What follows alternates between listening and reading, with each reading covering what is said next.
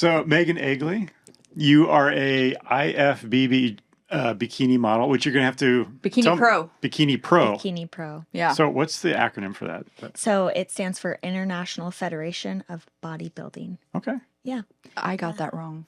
What did you think it was? What did I have the F for? International Foundation. Foundation. I made up a complete different I think there would word. be more money for the athletes if it was a foundation. No, it's We should make it a foundation. someone do that, please. Yeah. Yeah. So Bikini Pro So for the IFBB. How'd you get into that? Oh my gosh. So I was a college athlete, played college volleyball, and I would always come home during breaks. And I had a trainer at the local gym in McMinnville that I was at. And, you know, after I graduated, I kept coming back and working out. And that trainer was like, hey, have you ever thought of doing a bodybuilding competition? And I was like, no, I had no idea what that even was. And he's like, well, you should do it. I'll coach you for free. Like, there's a show in May. You should totally do it. And I was just like, sure. You're like, yeah, let's do it. Sounds fun. Whatever. Yeah. And I'm so competitive and I always want like something to strive for, a goal. And at that point, I didn't have volleyball anymore to give me a why behind like staying in shape. Mm-hmm. And so when he said this, I was like, oh yeah, that'll be a good goal to a little driver for you. Yeah. So I just dove straight in. And how old were you at this point? I was 22. Okay. Mm-hmm. Yeah. Wow. I'm like, I don't know how old you are now. 31. So. Okay. Yeah. It's crazy. It's almost been a decade for me. And have you been doing it every year, every season? So the funny thing with bodybuilding is it never turns off. As long as you're still like wanting to do the sport. Yeah. Whether you're actively competing, doing a show, like preparing for a show, a specific competition, or you're what we call in improvement season, you're always on. Like if you want to be serious in the sport, there's no off. Mm-hmm. It's something that you are 24/7, 365 thinking about and having to keep in mind if you want to compete. So there's a season. It's mostly like the first show of the year for pros starts in end of February. Okay. And they kind of shut it down end of November. So you're prepping like through the holidays then? So you get to like look at everything there? I have before, and I will never again. Never again. Never again. That's the reason I'm not a bodybuilder, I'm just saying. Because it really bulks during the wintertime. That's the bulk. That's thing, the best time to be in a bulk, for sure, is during the holidays. I remember the very first cutting season I had was during the holidays. Now, what's a cutting? So like you're cutting things for out? A show. Okay. Mm-hmm. Okay. Cutting weight. Think of like wrestler. Yeah. Okay. Like when they cut weight for a meet, we cut weight for a show. Okay. So I was dieting, and diets can last anywhere between like 12 weeks to 24 weeks of dieting. Yeah. Just depending on like the approach that you and your coach are taking. If you want more of an aggressive diet or a long and slow diet. So, and I've done all of the above. I'm imagining as you get closer to the week of, it gets worse. Oh, 100%. Well, she's like, yes. Yeah. But you're at that point when they call it peak week, actually, the week of the show. So peak week starts on Sunday before the show that's coming up that following Saturday. Okay. And at that point, you're definitely dying. Like you're so hungry, you're low energy, you're the leanest you'll be. But you're so excited because that date is like it's right like around the corner. Adrenaline is like running, yeah. Oh yeah, and I would say the hardest weeks aren't the last week. It's like 4 weeks from the show, 3 weeks from the show, because you're like put in all the work and everything. You're still dying. Yeah. You're still, yeah. That's what your body thinks is happening. 100%. Like you're still super hungry, super tired, low energy, but you can't ride on that excitement, the endorphins, the energy of the show coming up. You just are like, 3 more weeks of this. So as someone who's training for this, is it almost required you have to have someone there to help you along the way? I mean, is it too hard to do this by yourself? Yeah, I would say. There's been girls and guys to do it, but you get what's called prep goggles. And as you're getting lean, you start to just not see yourself as yourself. So I remember looking back on photos and being like, I wasn't lean enough, but I was ridiculously shredded. Oh, wow. Yeah. And so having that second eye, be able to say, like, no, you're on track. Or when you're like super hungry and you want to have a refeed, they call it, and your coach is like, no, we're not there yet. You just have to keep grinding. It's good to not put feelings into it and just turn everything off and just follow the instructions. You're almost like a robot at that point. You're just following the instructions. Wow. Yeah. So how long does an actual, like when you're at a competition, is it just like a one day? Is it a weekend? What's that look like? Yeah. So the actual show itself, and this is what is so crazy, is you diet for 20 weeks sometimes, and the time on stage. So the show day is typically just one day. Yeah. There's exceptions. Like when you're going. I thought it was like a whole like couple day event or something like that. I wish. One day? Yeah. The most I've done is a 2-day show. Okay. And that's, so you have to get your pro card, you have to climb the ranks basically and win at an amateur level, at a national level, and then you get that pro card.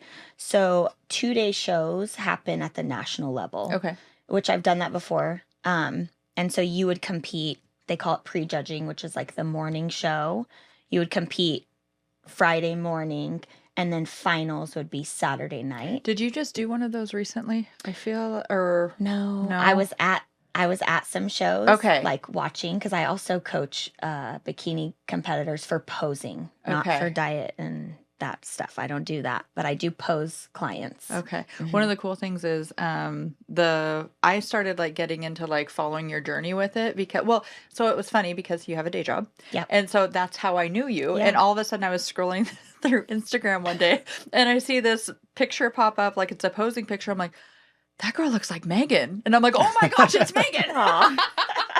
But I was like, oh my goodness. And so then I was like, wait, what is it that like it makes all of this up? So the cool thing is you're so active in your stories. You do such a great job posting on your actual post itself. But when like competition day or leading up to it, you do an amazing job like taking people along. people. Yeah, you do such a good job at that. Thank you. Yeah. I try because it's amazing. People bash social media sometimes, but it's amazing. They love to hate it. They do. Yeah. They really do. And it's like the same person that's like, I hate social media. They're scrolling for hours, It's a good motivator on your side too. Yeah. Well, and Keeps you accountable a little bit. 100% because people are watching. Yeah. And it's amazing how much support you feel in that community because bodybuilding can be extremely lonely.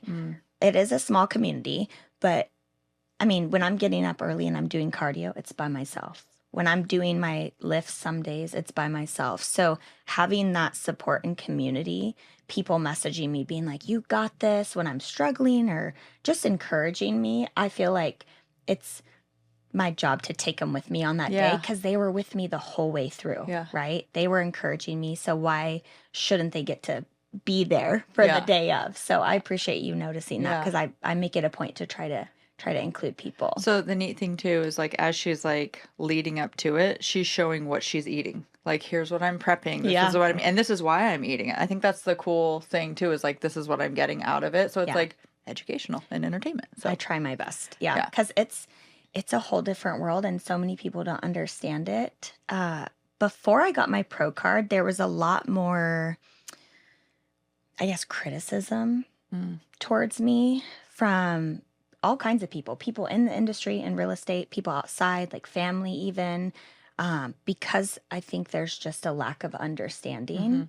And the more I've explained things and been transparent about things and said the why, the more accepting people have been of it. And it's inspired people more than like turned people off. Yeah. Because there's been instances. there's been a few. Yeah, a handful, which that's the comes case for with it, anything. yeah. So getting your pro card, what does that actually mean? So think of it like the NFL. Okay. So now I'm like in the NFL for bodybuilding. Okay. So I'm a professional athlete. And instead of paying to go to a show and compete which is how you do it as an amateur, I'm actually contracted into shows. Oh. So I sign a contract, and if I don't show up, I can, have to pay and have fines and stuff like that, because the promoters, the IFBB league, they put out the competitor list, and so people come to shows based on the list, so on and so forth. So, and the beautiful part is, as a pro, you can win money at certain shows for placing in the top 3. That's Okay. awesome. Which is different. It's an expensive hobby It's expensive. until you get to the pro level. And even at the pro level, you spend way more than you ever make. So how many people are up on stage as far as the pro level goes? Because I'm sure it goes from like 1,000 to 50. Like, There's, I would say, like, for example, so have you guys heard of the Olympia? For your listeners, they probably, if they do or don't know. So the Olympia, Arnold Schwarzenegger Okay. created that. It's like the Super Bowl for bodybuilding. So on the Olympia stage for bikini competitors, there was 50 something on stage. And that's a lot. That's a ton. Most shows are going to have anywhere between 20 to 40. Okay. Yeah, just depending on the show and how close it is. Because the whole goal with a pro, typically, not all, but most, is you want to win a pro show to then get that ticket to the Olympia. Because everybody's dream as a pro is to compete on the biggest bodybuilding So it's stage kind in of like the the world. Super Bowl of like bodybuilding. Yes, Okay. 100%. So when you're an amateur, you have to pay to enter competitions. Do you have to get to a certain level before you can try to enter another competition also? Okay. So It's you like a whole have, world. I had no idea. it's a ladder too with the shows. So you start in the NPC. So that's similar to the IFBB. Beneath the IFBB is the NPC. So you start there, and you would have to win your class. And so at the amateur level, it's broken up into height for bikini competitors. So there's classes A, B, C, so on and so forth, based on the height. So you'd have to win in your height class. And sometimes you'd have to win the whole show, meaning the overall, to get invited or qualify, they say, to a national show. And then at the national shows, you'd have to win in that height class to then become a pro. And some shows, you have to win the whole show, again, at a national show. So it depends based on the show. But in most cases, like, you got to get first at the NPC regional shows, and then you have to get first at a national show. Regional shows, each class could be like 10, 15 girls. National shows, it's stacked, like 30, 40 girls per height class. And then at the pro level, they throw the height out and they just put us all together. it's interesting. I know I would think it'd be like a weight class, because For based on like, guys. based on like muscle mass and that So type guys are weight, women are height? Well, guys in certain categories are weight. It's like so many layers to It is insane. And that's why, like, when that trainer was like, do you want to do a bodybuilding show? And I was like, sure. You're like, yeah, sounds Just great. ignorance is bliss, Yeah. right? So bikini. So there's different types of, like, you'll see the huge guys, right? That's bodybuilding at its core. And then there's like physique and men's physique. There's all kinds of different types of categories. So for bikini category, it is by height. Okay. Yeah. Okay. Interesting. So people have seen these competitions, but I think a spectator wouldn't know how it's judged. So how would someone judge two people up there? Yeah. So I'll just talk about my division, bikini. And it's common in the industry to hear, like, bikini is the toughest division to judge because it's very subjective. So judging criteria for bikini is going to go off of muscle balance, top to bottom, side to side. So they want symmetry. And then there's the other layers. So posing, how you present yourself on stage, hair, makeup. You judge hair? Hair. What? They judge hair. Hair, makeup, tan, suit. So it's Can basically you wear like extensions for your hair? 100%. Oh, okay. But okay. sometimes it's like this would look good on this girl, but not on that girl. It's an overall flow on stage. So not only does the body have to be exactly how they want it, and in bikini, they mostly care about shoulders and glutes and a tiny waist. That's like what they're looking for. They want that hourglass shape, and then everything else has to fall in line. So your tan has to be perfect. Your hair has to be perfect. Your makeup, your suit, the suit color. It's a very tough division to judge. There's been shows where a handful of the same girls are at one show one weekend and you have a winner.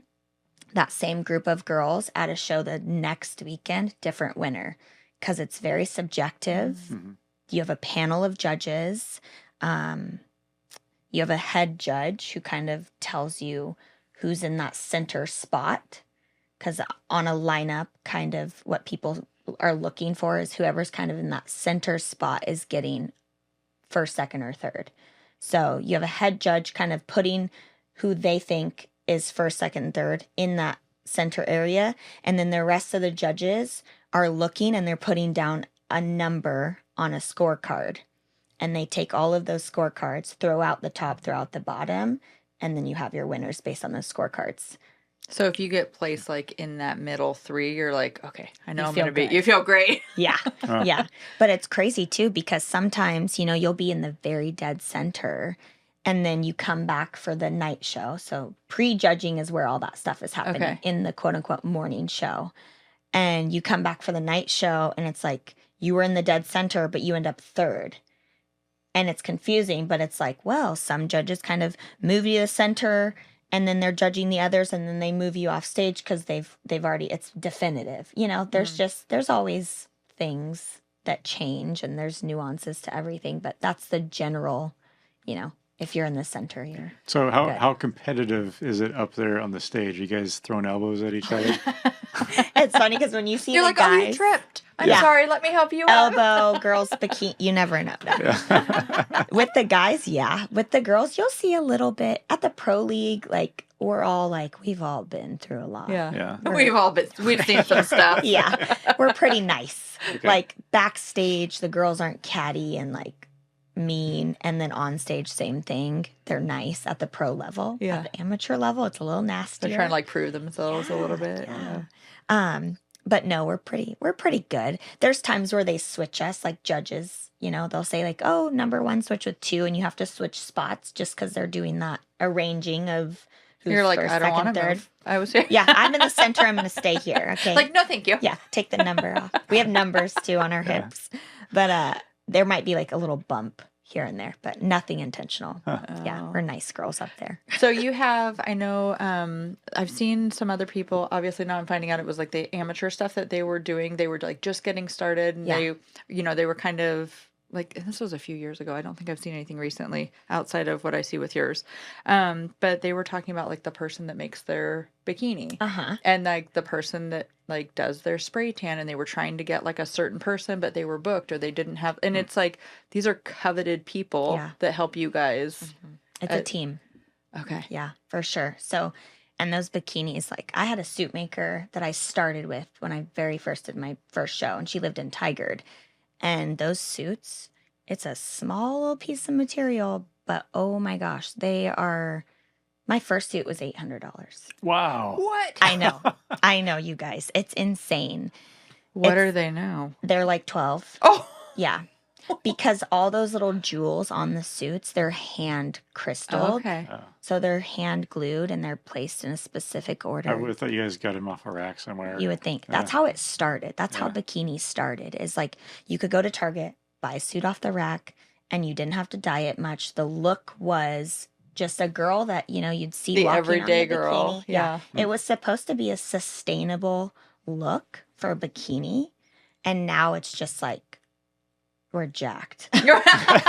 Like, you can't sustain that level of leanness and muscularity all year round. Like, it's just not healthy. So when you're investing, I mean, it truly is an investment in like the person that's making your suit, the actual suit itself, and then like the person that's going to be doing your spray tan. It's like, okay, I'm like all in with this. It's so, a lot. Okay. It's a lot. I mean, the spray tan on a 1-day show, $150. Hair and makeup you pay for usually, and that can range between like $200 to $350. Wow. The suits $800 to $1,200. It's like a mortgage payment to It's go. so it is so much money, and then not to mention at the pro level, there's no pro shows in Oregon. Really? Yeah, they What's had the closest one? I mean, there's California, Okay. Utah. There's shows like surrounding the West Coast and all across the Utah? U.S. Yeah, Utah. Utah? Honestly, Utah has a huge bodybuilding community. Really? Yeah. Like Salt Lake City? Or... Yes.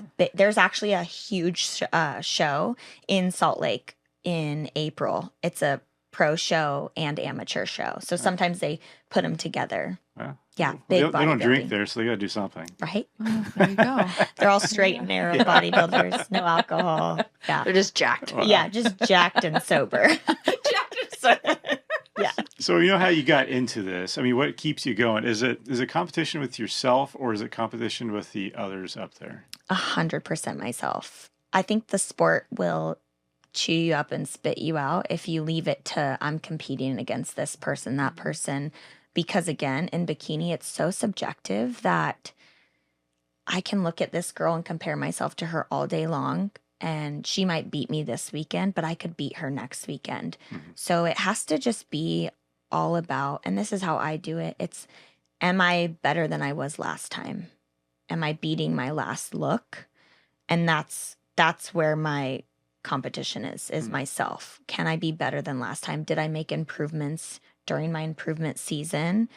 Or do I look the same? That's like every bodybuilder's nightmare, is like getting up on stage and looking the same as last time, because we're always looking to improve. But I'd say the why now is it's still the competitive drive in me. I'm extremely competitive. Like my family gives me a hard time because it's like a fault of mine. Like everything is a competition. You're like, want to race? Literally. Who's going to finish this first? It's going to be me. But it ticks that box for me. And then I just love the fact that it shouldn't be attainable, like that level of leanness, being able to do that. It's like less than the 1%ers. And I love being able to like hit those marks. Yeah. It's a little crazy. So, where does it go from here? I mean, is there a 60-year-old division or a 70-year-old? There is. Is there really? Is there really? Yes. You guys, it's called Masters. Oh, I like that. And there's that's like very regal sounding. It's Yeah. not It's like unofficial. golden anything or anything like that. Like senior the Masters, division. like you've arrived. Yeah. Yeah. It's like you mastered all of this and you're still doing it.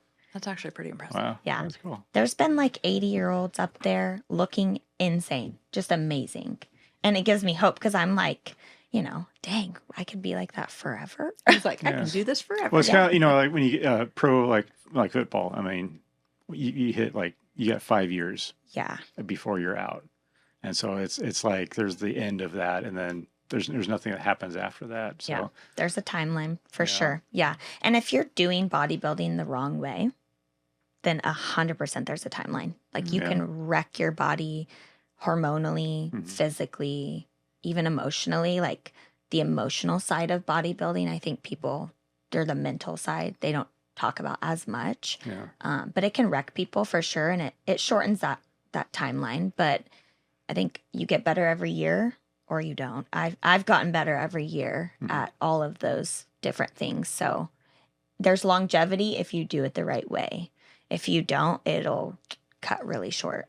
Have you moved into the trainer side of things a little bit? I finally did. I was so against it for so long. Why? I know. Everybody's like, what? So because I'm like such a extremist with bodybuilding, I thought that I would have a hard time and lack compassion for people if they weren't the same as me, Got it. Like I'm a no excuses, find a way, make it happen kind of person for myself. And so for the longest time, I was like, oh, what if I don't have compassion for people if I, were to help them with nutrition or exercise? And so I held back from it for a long time. And then beginning of last year, I was like, the market was slow in real estate. and we were taking furlough days. Oh, I forgot Yeah. about that. Yeah. Yeah. So I had extra time, which I hadn't had in so long. And I wasn't actively competing at that time. I was in improvement season. And Were competitions going on during that time at all? Like during all the COVID oh, not craziness? COVID stuff. That's Okay. actually the year I got my pro card. Really? Yeah. Oh. Okay. Yeah. Maybe we'll circle back Okay, to that. we'll circle back to that. Yeah. But so beginning of 2023, when Okay. the real estate market was slowing down after COVID, because it was booming during COVID, right? So I had some time, extra days, and I was like, I'm just going to do it. I'll offer it. Lifestyle only. So not competitors. I only wanted to work with just regular people wanting to make some sustainable changes to their diet, their nutrition, their physical fitness. And I've been doing it ever since, and it's been amazing. Yeah. And the whole worry about the compassion thing, Yeah. I was totally wrong. And it's funny because I coached volleyball too prior to this. And my husband, when I mentioned that wall for me, he was like, well, do you lack compassion for your players, your volleyball players, when they, need help working on a skill? And I was like, no. He's like, then what are you doing? You're like, but it's different. Yeah. Yeah. Yeah. But so many people had asked me to do it for so long. And I just kept referring them out to other coaches and stuff. And I finally did it. And I love it. I really do. Yeah. So have you had the same coach all this time? No. I knew the answer to that Yeah. question. Yeah. So I had my original coach, the guy that actually, I don't even want to call him my coach because it was so short lived. It was like a month long. The trainer at the gym that got me into it, he had asked a guy to kind of help him because he didn't really know either. He had never prepped a competitor. And so the guy that ended up helping him was my first coach. And I had him as a coach for 2 years. And we were learning together. Like he hadn't coached before either, but he had done a show. So he knew more than the other guy. So we were together for 2 years. And then I decided to hire a coach that had taken girls to the level of getting their pro card. Because I was like, this is what I want. I need to be with someone who's ahead of that, not learning With linearly you. with me, right? So I hired that coach, and I was with him for 3 or 4 years, I think. And then I recently, last summer, hired a new coach. And this coach has taken multiple girls to that Olympia stage. So, yeah. That's the next level you're trying to get to. Yeah. Okay. Yeah. I would love to go to, I mean, I'll take the goals small, like bite size. That's the like wish upon a star goal. I have goals leading up to that, like get first call outs, get top 5 or top 10, get top 5, win a show, go to the Olympia. So there's like steps to it. But yeah, that's the ultimate goal. How far off do you think you are? Oh, that's so hard to say. Or is it like so up in the air? It's like it could happen the next show or. So, I mean, I wanted to compete this year, and things with my blood work came back, and we are not in a healthy point. So my coach is like, no, we're not prepping, which that's been different from any coach I've ever had before. We've never taken that stuff into account. This coach, he makes it mandatory. You pull blood work, we get full blood work panel. If everything isn't in the green, we're not prepping, because basically you're digging yourself a grave when you're prepping for a show, because you're dieting to an extreme. You're putting your body through all of that. It's like hormonal level changes. Oh, and- yeah. Oh, yeah. I mean, your body down regulates everything when you're that lean. Its primary focus is like to survive, basically. So everything goes in the tank. All the sex hormones go in the tank, your thyroid, all of that stuff.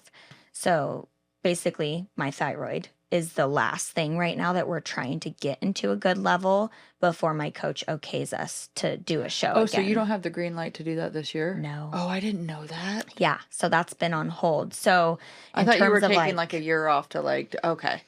No, not intentionally. I did Okay. last year. I did that intentionally because I wanted to grow certain muscle parts to like be competitive. And then this time it's like, nope, your blood work says no. So we're just building, trying to get healthy, and then we'll see. And, how close am I? I would love to say that the next round of shows that I do, hopefully next year, I'll be checking those boxes and hitting those top placings because I have full faith in my coach's direction. Yeah. Yeah, I fully trust him. Well, like training in general, some people, they train every day, but then they take a week off, and then they're stronger when they come back after that full week of not doing anything. So their body maybe needed that extra time to really. Yeah. Yeah. And the funny thing is like, I'm not even taking a break. I'm just not cutting. So because I said before, it's like, it's 24/7. You never turn it off. I'm still in the gym 5 days a week, doing cardio, not high levels because it's different. We're in improvement season, but like I haven't turned anything off. I'm not in a cut right now. So I can't even remember the last time I had like a full week off of lifting. It's been a long time. So you talked about like when you get to the pro level, you essentially have a contract for showing up and committing to X amount of shows. What happens if you get up to like a week or two before the show and something happens and you're not able to compete? What happens in those scenarios? If there's like medical reasons and stuff, you can submit that to the promoter of the show and they'll let you out of the contract. Okay. But you have to get it approved. It's like very serious.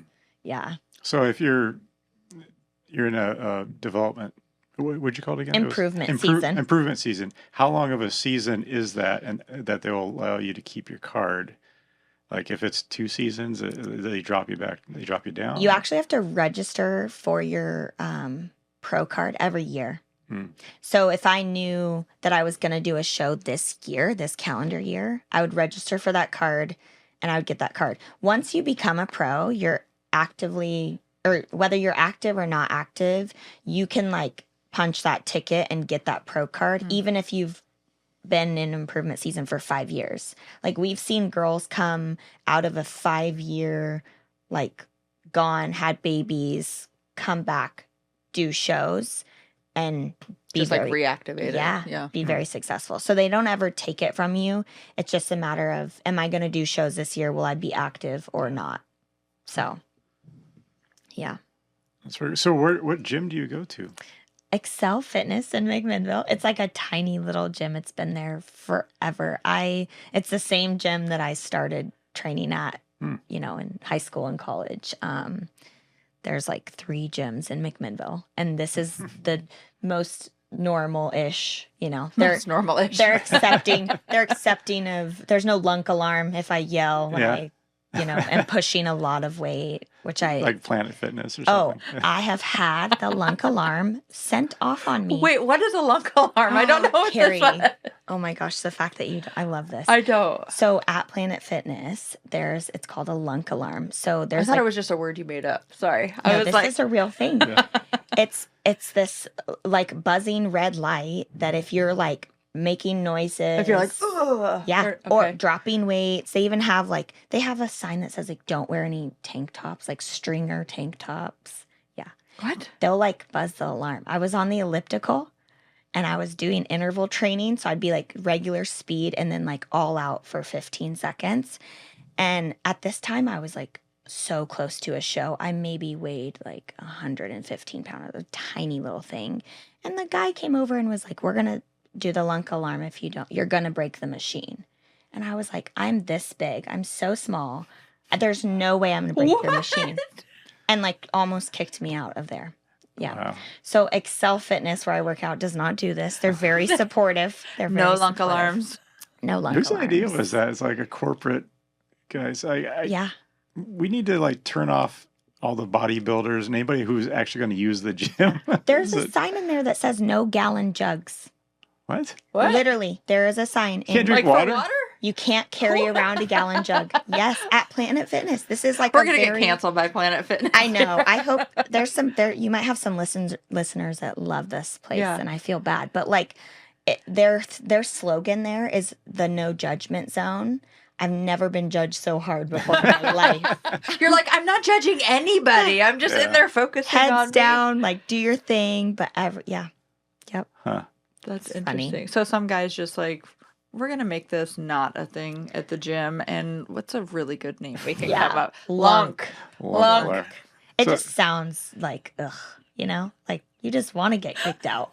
I mean, is someone like saying, I wish I drank more water, and her having that big gallon jug of water just kind of makes me feel bad about not drinking enough water. I think that's I their feel intention. like a lunk. No, just, Yeah, I think their intention is good. You know, Yeah. they want people to come into the gym and feel comfortable and not out which of is place. amazing. Yeah. Yeah, totally great.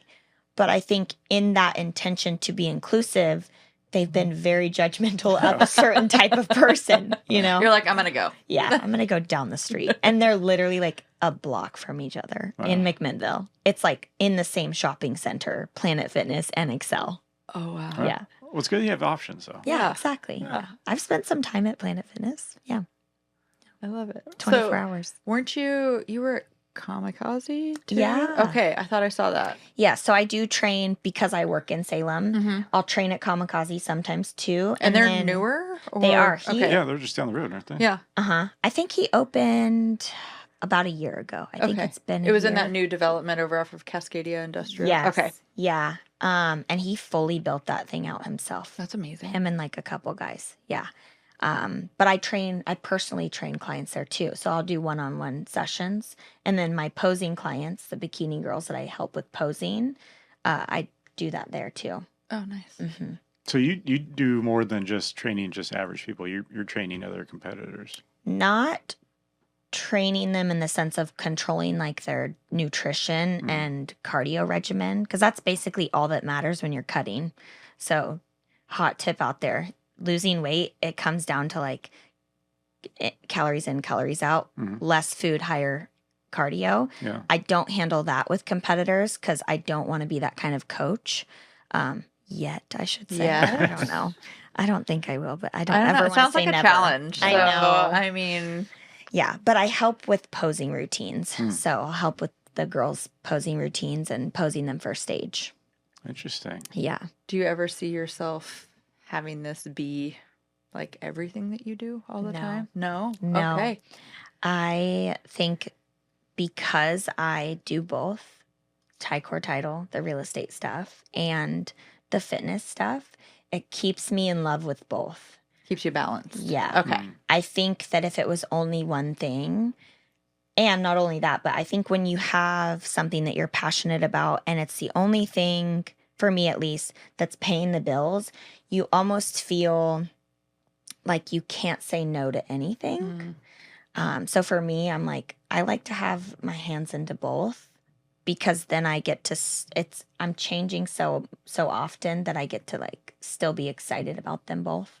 Yeah. I That mean, makes a lot of people, if they're into fitness, they own a gym Yeah. and they're at the gym. And then they're training at the gym, they're training other people, and they're constantly there. Yeah.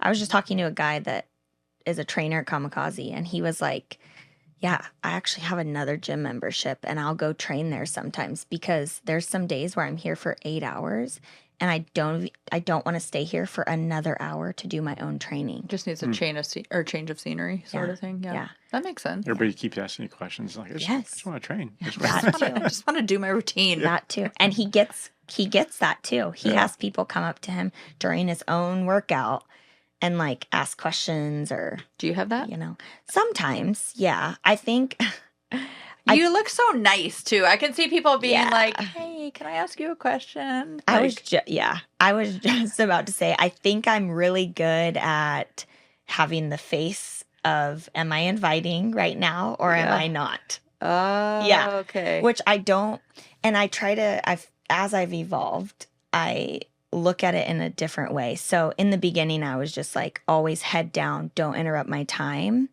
Because I'm here to do a job, get in, get Yeah. out, and I'm busy. Like I need to get my stuff done and get out.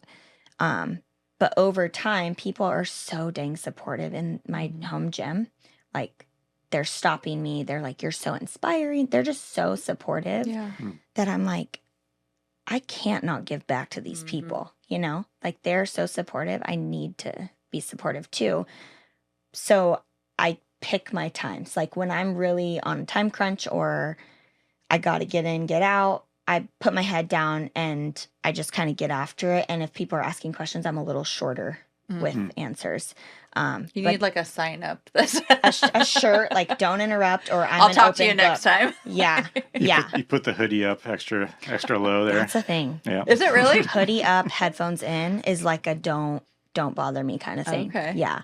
But then I also make it a point to be overly conversive with people in the times where I have extra time because they're so supportive. And if like I'll have random people come up to me and be like, "Hey, I don't know any exercises to do like back. Can you show me a couple?" And it's like in a rush day, I'm like, it stresses me out because I don't have time, Yeah. right? But when I do, I'll walk them around the gym and I'll show them and, give back to people. I think it's important to do that. So what do you do in your free time? Free time. Cute. Free time. Free time. And You all sleep, of your right? downtime. You sleep. I love shows, TV shows, like trash reality TV shows. Same. Put me down. Like Love Island right now. That's the only one. I was telling you, I'm like, that is the only one I have not gotten got into. to. I'll try to tell Brian, I'm like, okay, so let me give you the backstory of what's going on. Ugh. And He his hates it, eyes doesn't just he? glaze over. And I'm Yeah. like, I know you have zero interest in this, but I gotta tell somebody right now, and you're my person. So, Tell me. yeah, okay. You're like, so this person was screaming at this person, Uh-huh. and that's all I understand. Okay, honestly, my husband hates it. Actually, I'm I like, should do you say want to watch hated a it. show with me? And he's like, no. He's No, like, because it's no. trash Yeah, reality he doesn't TV. want to watch reality TV. He's Yeah. like, sure, or I want to watch. She has two types of TV that she watches. She watches the shows where the women are screaming at each other, or the ones where they're murdering their husbands. No, Oh, no, yeah. no. That's a good combo. Yeah, a little. So just you're on notice. No, I'm just kidding. I like the ones also about people who have like big tycoons. Oh, yeah, that like those too. make a mistake and their whole thing comes crumbling down. What? That fascinates me. Like Bernie Madoff and that type of thing. Okay, like- I'm not tracking. What is this? Okay, so it's like think of Ponzi schemes. and true stuff like crime, that. but like Oh. people who were in like the business world. Okay. And they had like this huge empire that they were running. Wolf of Wall Street kind of Yeah. vibes? Yes. Oh, love that. Love it. Yeah. Okay. Absolutely Okay. love it. He won't watch them with me. What? Not Yeah. even those? I can understand the reality that. I TV. see a couple of them. Yeah. I've seen a couple of them. They are pretty good, but I can't watch them. I like to go into like, let's watch a horror movie or something No. that's like, Scary? No. No. yeah, No. What about a TV show? I Do you don't- like Alone? The show Alone? alone. You guys, it's like people get dropped off in remote, crazy areas. No, and that it's how stresses long me they out. can He survive. would like Oh, that yeah, stuff. I was no, gonna say, that I would feel like stress you would me love out. that. Yeah. No. Yeah. See, and my problem is I have a very like short-term memory when it comes to watching shows. Me too. And so I'll come to him and I'm like, oh my gosh, I don't know how we missed this show. It was out like 9 years ago, but here's the premise. He's like, Carrie, we watched that. And I'm like, She has books on her nightstand. It's like, hey, this looks like a good book. She'll read it cover to cover, and they're like, hey, this looks like a good book. That's the exact same book. Oh no. it's like a research in Yeah. my brain. And then I'm like, let me tell you about what I just read. He's like, yeah, same You story did, you told like me last 2 months time. ago. That's why reality shows are great. Because like that goldfish memory. Yeah. That's me too. Like I Goldfish don't memory. Yeah. That's what I'm going to use. Yeah. Yeah. Yeah. It's a thing. Or you can like be multitasking and not need to fully pay attention and still watch reality shows. It's like, and get it's a it. little mind numbing. Yes. So, Yeah. yeah. See, she I gets think it. when you're constantly going, it's nice to just turn things off. So yes, in my free time, I want to be a mindless little zombie. Like I don't Just want to check think. out. Yeah, I want to Yeah. check out. I want to mindlessly scroll or just watch something where people are yelling at each other. It makes you feel better about your own life. Yeah. I'm not Really going to lie. does. Yeah. It's like, oh, see, that's why I'm not So a millionaire established. because, like, this is If what someone else happens. is yelling at each other or their empire is crumbling, I feel better. Yeah, for sure. Oh, that's a horrible way. I love What it. does that say about me? Is what I want to know. We should analyze that. That's awesome. So you got the nutrition. I guess this is a very expensive hobby. Mm-hmm. So She's How- like, tell me about it. how do you make it? Do you get sponsorships or anything? Is there a way for you to make money at this, or your own nutrition line or anything? Yeah. So, me personally, I've had sponsorships to help with all the costs. Not all the costs, I shouldn't say, but to help with costs. So, like my massage people, the acupuncture, gym owners. I've had in the past a supplement sponsor. So, covering like my pre workout and creatine, stuff like that. I was telling him about that. I was like, so she's showing all of it. And Oh, I'm like, yeah. oh. Yeah. Yeah. So I've had that. At the top end of it all, so like when you're actively competing and you're hitting those top placings, oh my gosh, it's like there's a lot more opportunity. There's clothing companies coming to sponsor you, or supplement companies, gyms. There's all of those things, but on a bigger level. But it comes with requirements on the other side of things too. So at that point, I mean, you have to be winning a lot to be getting that. There's some pros that have been winning and still don't have that. So it takes a while. It takes a lot. So I've leaned into more of my local community that want to be supportive for me. Yeah. And they've been awesome. Like I've even had like a local gym guy. He's like my grandpa. He's been so awesome. And he works in insurance, and he's like, I would love to support you, like, and just sponsor you in whatever way possible. So That's amazing. yeah, and I have family that, like my aunt has helped me with like competition costs and travel and stuff. So it's definitely not something I could do on my own because it's very expensive. It adds up really quick. So you mentioned you're on social media, and you kind of use that as a tool to kind of keep yourself accountable. Have you kind of dived into like TikTok? I mean, there's the fitness people on there that do like nutrition. What do they call it? Fit Talk? Yeah, Is that what it? Oh, I don't know. I'm not on TikTok. Oh. Is that surprising? That is. Yeah, a little bit. I don't know. I love Instagram. Yeah. Like I love it. I love stories, and obviously in the business for real estate stuff, like it's important to be on social, but I think that leaning into the social media that you actually have enjoyment with is important. And I love Instagram, so that's where I spend my time. And I've never tried to monetize it.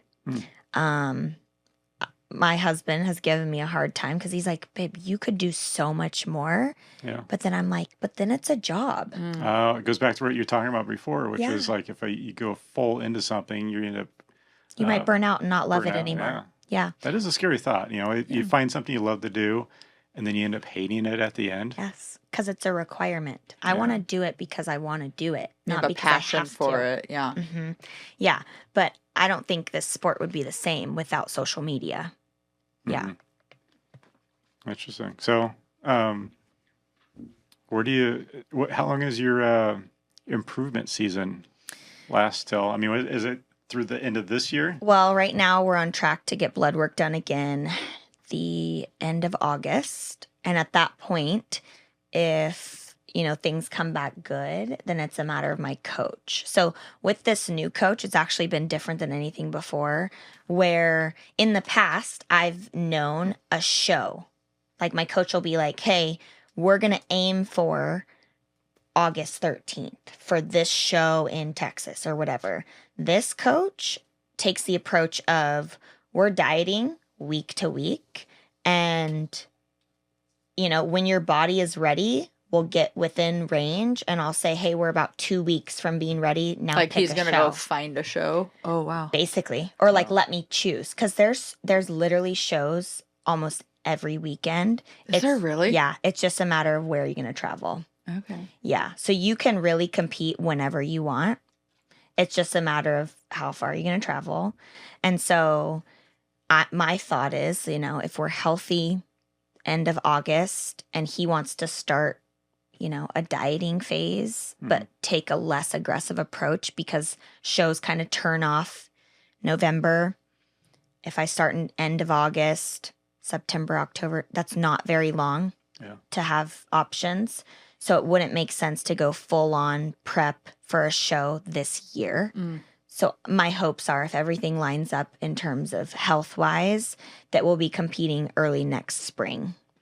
So, and there's been a show on my heart for so long now. It's that Utah show in Salt Lake City, and it's in April. And I've never been ready in time for that show because I go a little ham in the holiday season. And so I've never been ready for that show. But it would be nice to make that my first show. And if coach approves. Your first one coming back in and doing everything. So how many months do you need to get into your prepping type of phase for that?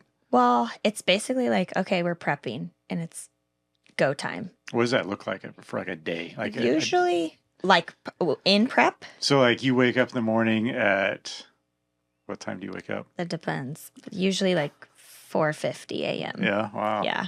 Depending on how much cardio I'm prescribed. Like towards the end of prep when cardio's high, cardio can be anywhere between like an hour to hour and a half a day. Are you just walking uphill on a treadmill the whole Most time? of the time, yeah. Yeah. So not intense cardio. You're not doing HIIT training. Yeah. But if I have higher protocol for cardio, I need to get it done like 4 a.m. and then lift when the gym opens 5 a.m. to 6:30ish, and then get ready, go to work for my day. And sometimes if I can't hit it all in the morning, cardio and lifting, then it's do as much as I can in the morning, go work my day job, and then finish everything else that I have going on in the evening time whenever I can get it in. So like for your like the lifting part, you're going for like volume, or you're going for like repetitions? So we're always trying to, so in an improvement season, my strength is up. So I'm constantly trying to hit heavier weight and my top set. So like I might go in and I'm doing leg press and I do 1 to 2 like warm up sets. And then I'll do like a feeder set, we call it. So like feeling the heavier weight, but not at the very top of what I think I'm capable of. And then that 4th set is going to be my top set. So I'm going as heavy as I can with the intent of I'm going to fail at like 8 to 10 reps. And basically we take that approach the entire time. So even if I'm a week out from a show, well, not a week out, like 2 weeks out, you don't want to create crazy damage the week before a show. But basically like leading into shows, you want to be lifting heavy because when you're super dieted down and you don't have a ton of food, you're trying to tell your body to keep the muscle that it made when you had enough food. Yeah. And the way to do that is put stress on the muscle. So trying to hit the same amount of weight that you were hitting when you were fully fed and good is going to keep that muscle on you when you're really depleted. So during any phase, you're just trying to lift really heavy. There's so much science that goes into I was it. going to say, ton. there's like tons of science. We're just trying to keep some plants alive at home. And it's like, Oh, I can't keep a plant alive. Not even those air plants. I killed one of those too. Yes. My mother-in-law got me an air plant and that I killed it. I'm like, I thought how? it was a fake plant, and I was like, I'm going to keep this one. Like, it's going to be great. I was like, it's fake. I don't have to worry about Just it. get fake plants. So I actually did. Carmen Babb gave me a gift of a fake plant one year as a thank Is you it gift. still alive? Well, so I watered it. No, you didn't. I did for Oh. over a year. Oh my gosh. And because it was like a little cactus thing. And I'm Did you like, know it was fake at that time? I did not. Okay. And so I just kept like every once in a while I'd be like, oh, gotta water my cactus. And I go over and add some water. You were probably post- so proud a year later when you're like, I it's was. still alive. I was like, this it is still amazing. turned brown and died. Stop. It did not. That would But- happen to me. It would happen to me Yeah. too. But I posted about it online and people are like, what is You wrong watered a with fake you? plant. Like That's you great. like how was there not like water pooling up? I was like, well, it was a cactus. I was just giving it like a tiny bit at a time. So I think it just kind of evaporated. I don't know what I think happened. that means you're ready for a real plant. So I planted a garden this year. That's big moves. Yeah, like the easiest things. I think they're dying. No, Oh, they're I good. don't mean to- We got not potatoes. We got tomatoes and green- cucumbers That's That's and a big win. peas. Yeah. So I can't keep a thing alive, but my husband is a farmer. So it's like balance, right? I know, He Yeah. keeps right? He keeps He anything can cook. alive. He can keep things alive. Do all the things, and I'm like, well, I'll balance our checkbook. That's Like- right. That's right. There you go. We all have our strengths. So speaking of food, I mean, what does a diet look like on something like this when you're getting into your season here? Yeah. So a diet looks, again, because we don't ever turn it off 24/7. It's the same all year round, whether I'm competing or not.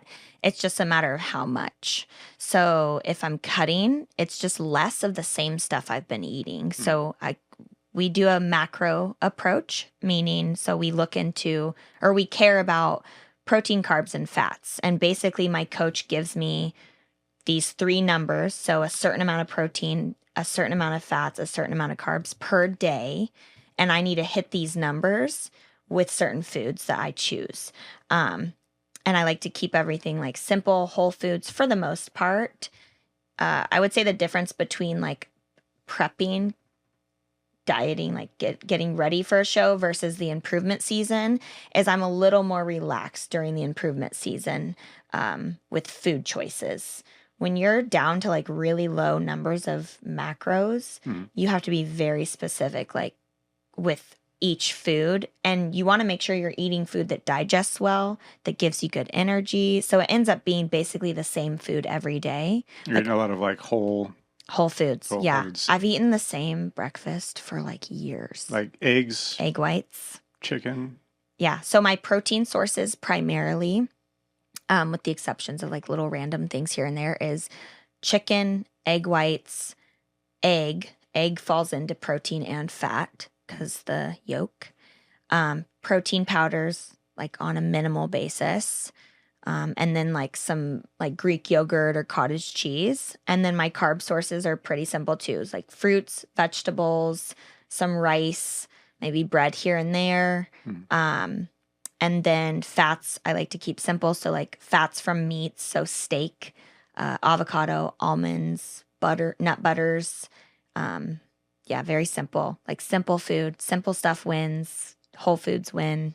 Are you It's just a guys matter ever of- doing like, I mean, for what you do with the bikini one, do you guys do like dirty bulking like some people I do? wish. What's a dirty bulking? When you like go crazy and you eat like Whatever you want? anything you Yeah. want. Yeah. Cinnabon, Yeah. candy, whatever you want. It comes down to like when you have a ton of muscle, you can get away with eating like super high calorie food and it doesn't make you fluctuate weight and like body composition as much. But when you're a tiny like bikini competitor, even when I have, so in an improvement season, I get one free meal a week.